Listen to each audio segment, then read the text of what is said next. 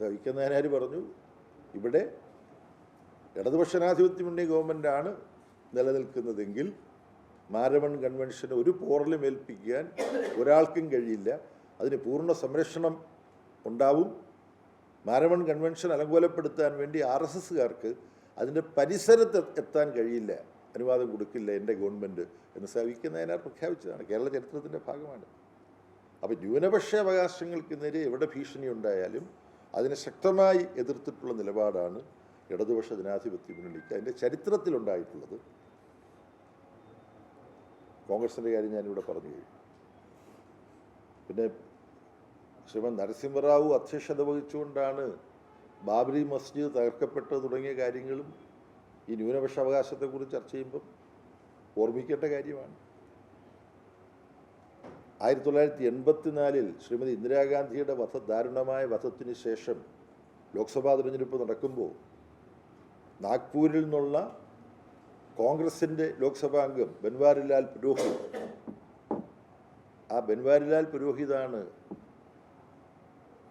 രാജീവ് ഗാന്ധിക്ക് വേണ്ടി RSS നേതൃത്വവുമായി ചർച്ച ചെയ്ത് 1984 തിരഞ്ഞെടുപ്പിൽ RSSൻ്റെ പിന്തുണയും സഹായവും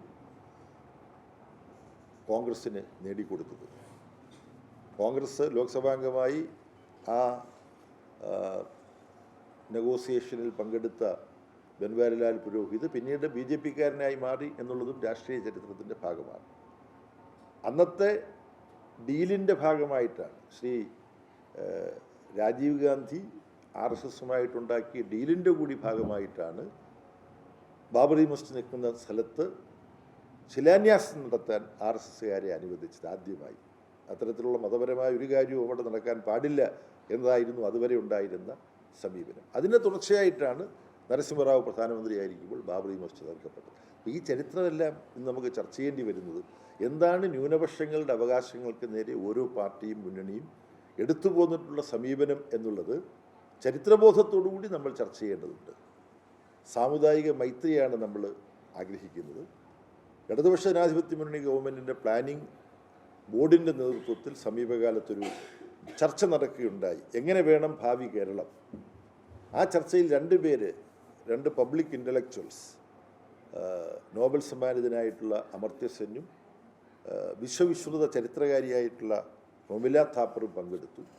അപ്പോൾ അവർ പറഞ്ഞ ഒരു കാര്യം, കേരളത്തിൻ്റെ വിഖ്യാതമായ നേട്ടങ്ങൾ ഹ്യൂമൻ ഡെവലപ്പ് ഇൻഡെക്സിൻ്റെ കാര്യത്തിൽ, മാനവ വിഭവശേഷി വളർച്ചയുടെ കാര്യത്തിലുള്ള സ്ഥിരക്കണക്കുകൾ സുപ്രസിദ്ധമാണ്. പക്ഷെ അതുപോലെ തന്നെ പ്രധാനമാണ് വർഗീയ ലഹളകളില്ലാത്ത സാമുദായിക മൈത്രിയും സമാധാനവുമുള്ള ഒരു സംസ്ഥാനമായി കേരളം തുടരുന്നു എന്നുള്ളത്. ഇവർ ഓൺലൈനിലാണ് ഇവർ രണ്ടുപേരും ആ പരിപാടിയിൽ പങ്കെടുത്തത്. ഇവർ രണ്ടുപേരും ഒരേ സ്വരത്തിൽ പറഞ്ഞ ഒരു കാര്യമാണ് കേരളത്തിൻ്റെ ഈ നേട്ടം. ആ നേട്ടം തുടരുന്നതിൽ ഒരുപാട് കാരണങ്ങളുണ്ട്. നവോത്ഥാന പ്രസ്ഥാനത്തിൻ്റെ സ്വാധീനമുണ്ട്.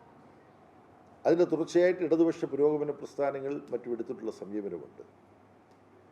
എന്നാൽ വർഗീയ ശിഥിലീകരണം ഉണ്ടാക്കാൻ തൽപരരായ ശക്തികൾ ഇപ്പോഴും കേരളത്തിലുണ്ട്. പക്ഷെ അവർക്ക് തലമുക്കാനോ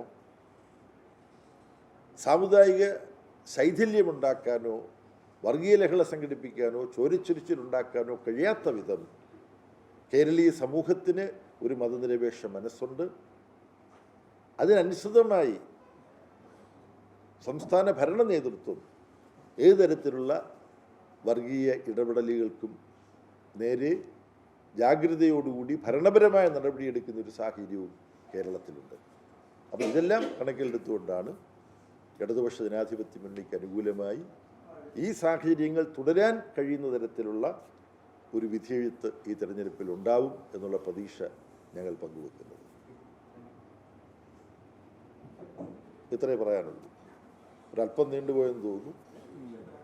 അല്പം നീണ്ടുപോയിട്ടുണ്ടെങ്കിൽ നിങ്ങളുടെ ചോദ്യങ്ങൾക്കുള്ള മറുപടി ഞാനത് പരിഹരിച്ചുകൊള്ളാം. കഴിയുന്നിടത്തോളം ചുരുക്കി പറഞ്ഞുകൊള്ളാം.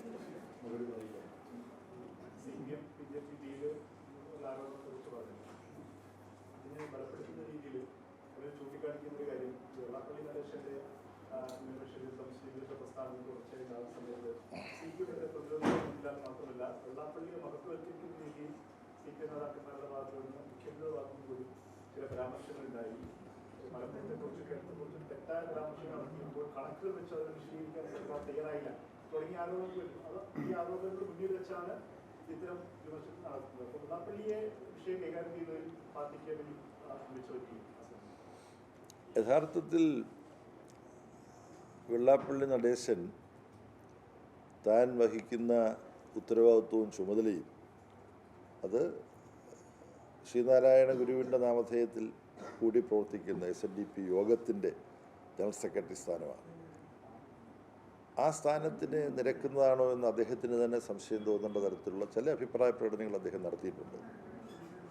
അങ്ങനെ വന്നപ്പോൾ CPIMൻ്റെ സംസ്ഥാന സെക്രട്ടേറിയറ്റ് അതിനെക്കുറിച്ച് പ്രസ്താവന ഇറക്കുകയുണ്ടായി. നിങ്ങളത് കണ്ടിരിക്കും, ഞാനും അത് കണ്ടിട്ടുണ്ട്. അപ്പം അത്തരത്തിൽ ശ്രീ വെള്ളാപ്പള്ളി നടേശനെ സംരക്ഷിക്കാനോ അദ്ദേഹം പറയുന്ന എല്ലാത്തിനെയും ന്യായീകരിക്കാനോ ഇടതുപക്ഷ ജനാധിപത്യമുണ്ടോ CPM തയ്യാറായിട്ടില്ല.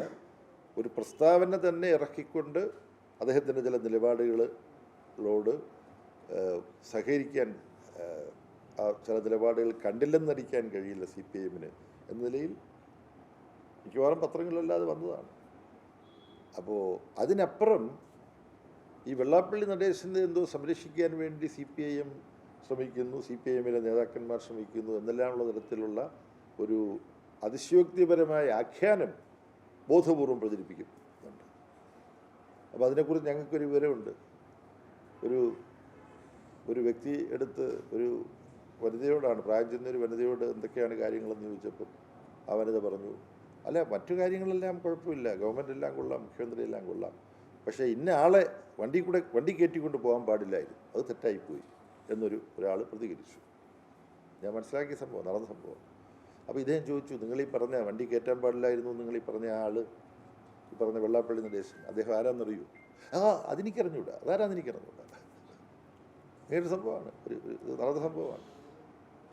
അപ്പം ഇത് എന്തോ വലിയ അപകടം പിടിച്ച ഒരാളാണ് എന്ന തരത്തിൽ അദ്ദേഹത്തെ അവതരിപ്പിക്കുകയും അത്ര അപകടം പിടിച്ച ആളിനെ വണ്ടി കയറ്റാൻ പാടില്ല. നമുക്കിപ്പോൾ സുജന മര്യാദയില്ല. ഞാനിവിടെ വന്നിറങ്ങുന്നു, മറ്റൊരു സ്ഥലത്തേക്ക് ഞാൻ പോകുമ്പോൾ കൂടുതലുള്ള ഒരാൾ, അപ്പോൾ അത് പിന്നെ കൗമുദി TV പ്രവർത്തിക്കുന്ന ആളാകാം, പിന്നെ റിപ്പോർട്ടർ TV പ്രവർത്തിക്കുന്ന ആളാകാം, ജനൻ TV പ്രവർത്തിക്കുന്ന ആളാകാം, മീഡിയ വണ്ണി പ്രവർത്തിക്കുന്ന ആളാകാം. അപ്പം ആ പോകുന്ന വഴിക്ക് ഞാനും വരുന്നുണ്ട്, ശരി കയറിക്കുമെന്ന് ഞാൻ പറയും. അതൊരു സുജന മര്യാദയാണ്. ഇവരൊരുമിച്ചൊരു സ്ഥലത്ത് ചെന്നു, അവിടെ ചെറിയ ദൂരം യാത്ര ചെയ്യുകയാണ്. അപ്പം അതൊരു അംഗീകാരം കൊടുക്കലല്ല, അത് വളരെ യാദൃച്ഛികമായ ഒരു സംഭവമാണ്.